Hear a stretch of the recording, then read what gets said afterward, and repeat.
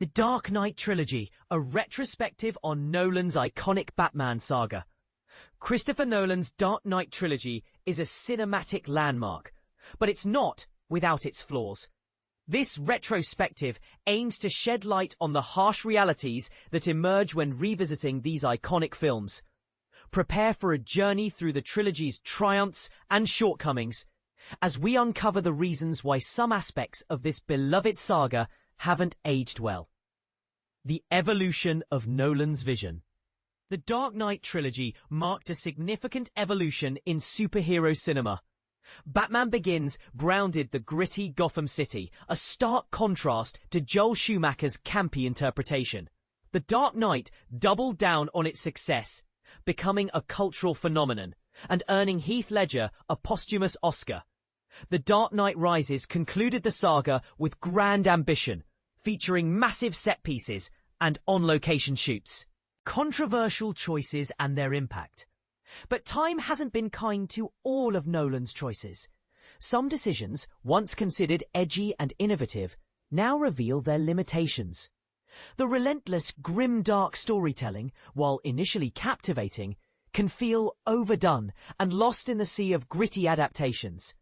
Nolan's commitment to realism, while creating stunning moments, led to the neglect of beloved Batman elements. Fight choreography. A missed opportunity. Nolan's expertise in atmospheric storytelling and dialogue is undeniable, but hand-to-hand combat is not his forte. The fight scenes in the trilogy, once praised for their intensity, now appear incoherent and chaotic due to excessive shaky cam.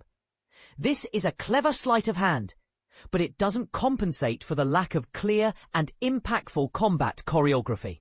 The Two-Face Dilemma. The Dark Knight delivered an exceptional performance of Two-Face by Aaron Eckhart, but his character's fate is a point of contention. Two-Face's abrupt death in the film's closing moments feels like a missed opportunity to explore the complex duality of the character. Fans were left longing for more, especially after the questionable portrayal in Batman Forever. Anne Hathaway's Catwoman, a misunderstood performance. Anne Hathaway's portrayal of Selina Kyle Catwoman faced backlash before The Dark Knight Rises even premiered. However, her performance is a highlight of the trilogy.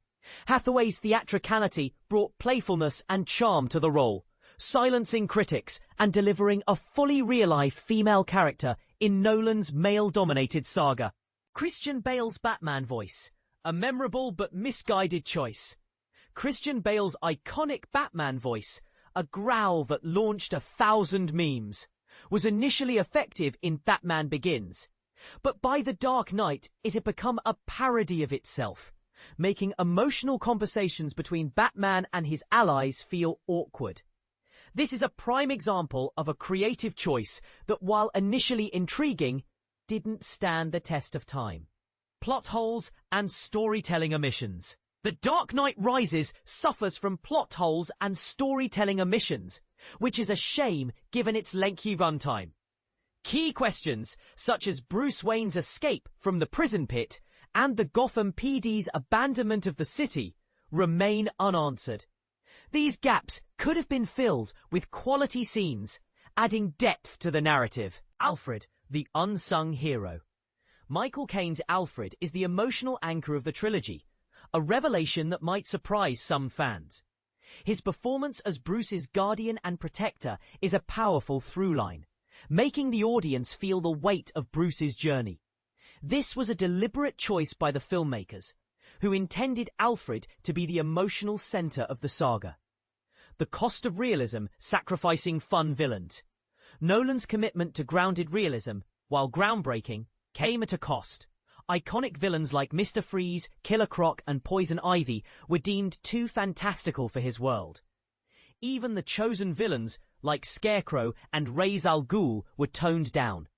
This begs the question, was sacrificing these larger-than-life characters worth the pursuit of realism? The absence of Robin, a missed emotional counterweight. The Dark Knight Trilogy is notably devoid of Robin, a character who could have provided an emotional counterweight to the otherwise bleak narrative. Robin's presence could have added hope and dynamism, especially in moments of despair. The trilogy's focus on a lone, brooding Batman might have been a missed opportunity to explore the dynamic between the Dark Knight and his youthful sidekick. The time jump conundrum. The decision to jump a decade between The Dark Knight and The Dark Knight Rises is a controversial one. It left many fans puzzled and created a sense of missing narrative. The trilogy could have benefited from a more seamless transition, allowing for a more cohesive storytelling experience. Lucius Fox, the unsung detective.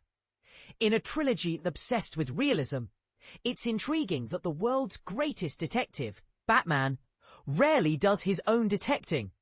Instead, Lucius Fox, played by Morgan Freeman, takes on the role of the true deductive mind. This shift in focus raises questions about the portrayal of Batman's intelligence and problem-solving skills. As we reflect on the Dark Knight trilogy, it's essential to acknowledge both its groundbreaking achievements and the aspects that could have been improved. What do you think? Are these harsh realities fair assessments? Or do you have a different perspective? Share your thoughts and let's continue the conversation about this iconic trilogy.